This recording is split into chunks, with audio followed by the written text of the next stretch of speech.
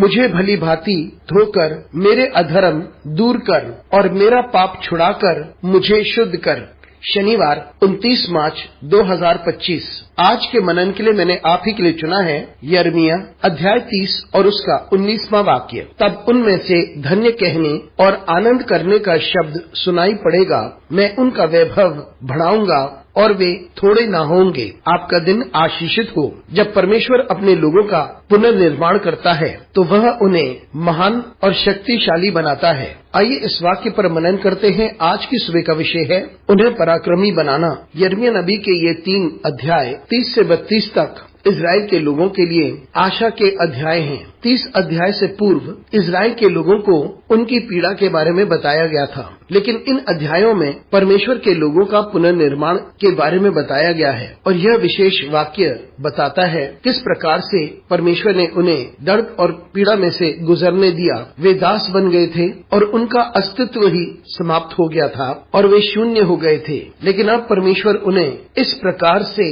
पुनर्स्थापित करना चाहता है कि उनके मध्य में उत्सव मनाया जाएगा और धन्यवाद के गीत गाए जाएंगे। वह इस प्रकार से पुनर्स्थापित करता है कि उनकी बढ़ोतरी होती है। वे कम नहीं होंगे, वे बहुत अधिक हो जाएंगे। वह उनको इस प्रकार से आदर दिलाता है कि वे छोटे नहीं महान कहलाते हैं और उनका एक अच्छा पद होता है। मित्रों, परमेश्वर की योजना उसके लोगों के लिए भलाई की है और उनकी उन्नति की है। ऐसे समय भी आ सकते हैं जब परमेश्वर के लोग अपनी जिंदगी के सबसे निम्न स्तर पर होकर गुजरना होगा। वे दर्द से होकर गुजरते हैं, कठिनाइयों से होकर गुजरते हैं, चुनौतियों से होकर गुजरते हैं, लेकिन परमेश्वर अवश्य अपने लोगों का पुनर्निर्माण कर सकता है, क्योंकि वह उनसे प्यार करता है और उनकी देखभाल करता है। परमेश्वर अपने लोगों के लिए योजना रखता है, लेकिन परमेश्वर के लोगों को यह समझना जरूरी है कि परमेश्वर उनकी चिंता अवश्य करता है, लेकिन उसके पास एक समय निर्धारित है और उस समय की प्रतीक्षा हमें करनी चाहिए।